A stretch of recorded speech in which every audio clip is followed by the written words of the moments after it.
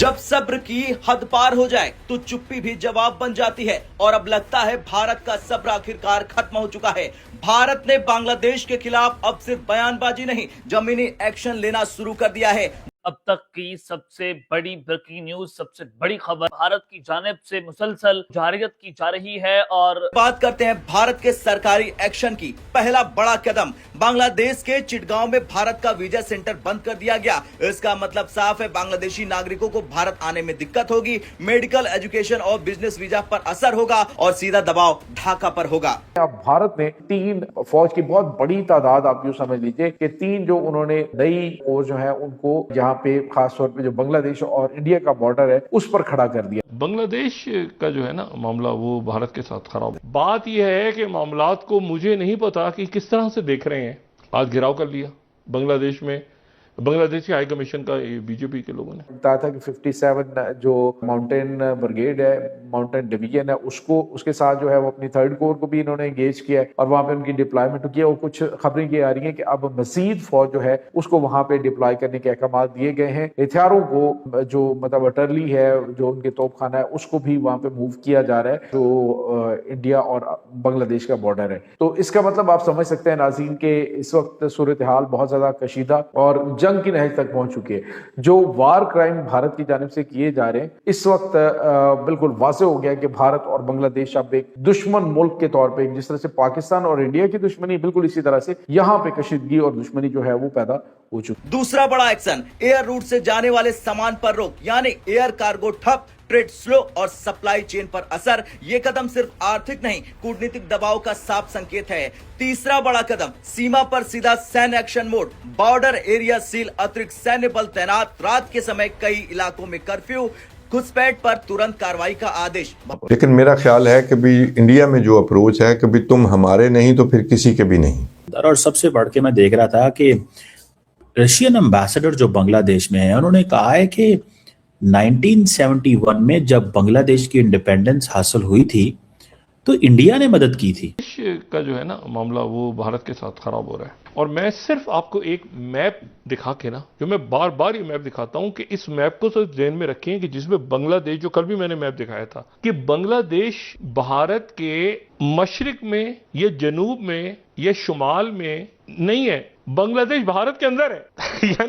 यानी अगर वो एक अजीब, मैं पता नहीं कि इस ज्योग्राफी को मैं किस तरह एक्सप्लेन करूं। अगर आप वो मैप दिखा सके ना, जो 7 सिस्टर्स इधर हैं और बांग्लादेश भारत के अंदर है, वो करंट मैप अगर दिखा दे तो ज्यादा उसमें से अच्छा होगा। अच्छा, यानी ये बांग्लादेश, यानी ये भारत के अंदर है। ये मतलब मुझे नहीं पता कैसे इसको मैं कैसे एक्सप्लेन करूं। यानी वेस्ट बंगाल इधर है, मणिपुर उधर है, यानी बांग्लादेश के भारत के मगरिब में, तो मैं कहूंगा हाँ मगरिब में, क्योंकि मणिपुर के मगरिब में।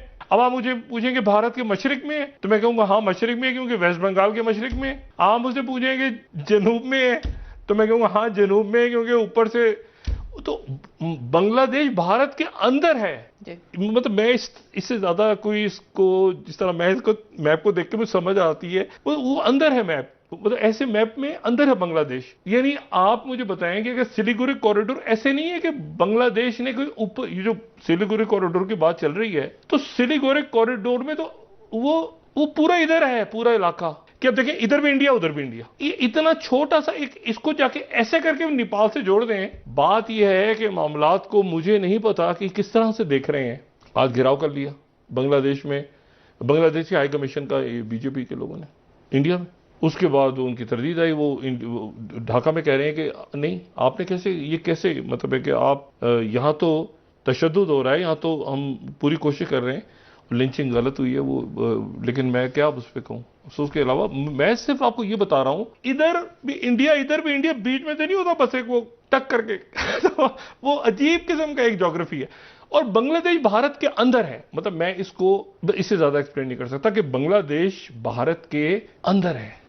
कैसी अजीब ज्योग्राफी है। आप देखें, बाज़ दफा ज्योग्राफी इतनी कॉम्प्लेक्स, मतलब मैं इसको शायद लोगों को ये बात बड़ी अजीब सी लग रही है जो मैं कह रहा हूं, लेकिन मैं जो नक्शे को देखता हूं तो मुझे ये समझ में आता है कि बांग्लादेश असल में भारत के अंदर है। 3 तरफ भारत है, एक तरफ पानी है, तो भारत के अंदर ही हुआ ना। और दरमियान में इतना सा Siliguri corridor. Handle with care. India को यही गुजारिश है कि अपने बांग्लादेश में एंटी इंडियन स्लोगन्स जो हैं वो इस टाइम पे लग रहे हैं। जो त्रिपुरा है, अरुणाचल प्रदेश है, नागालैंड है, मणिपुर है, मिजोरम है, मेघालय है, असम है, इनके बाज इलाके जो है वो लग रहे हैं। टोटल 4096 किलोमीटर का रकबा जो है वो 5 रियासतों के साथ शेयर कर रहा है बांग्लादेश। ये लैंड लॉक रियासतें हैं नाजरीन, और सिलीगुड़ी कॉरिडोर से जो 22 किलोमीटर तिक चिकन्निक है उसको काटने की बातें हो रही हैं। पाकिस्तान के साथ ताल्लुकात बांग्लादेश के अच्छे होना, उस पर इल्जामात लग रहे हैं कि पाकिस्तान की ऐसा ये सब कुछ कर रही है। हालांकि इंडिया नहीं चाहता कि यहाँ पे इलेक्शन हो, क्योंकि हसीना वाजिद की अवामी लीग पे पाबंदी है। हसीना वाजिद भाग गई है, अवामी लीग बिल्कुल बैठ गई है, तो हालात खराब हैं दोनों ममालिक के माबैन। मिजोरम में जो है वहां पे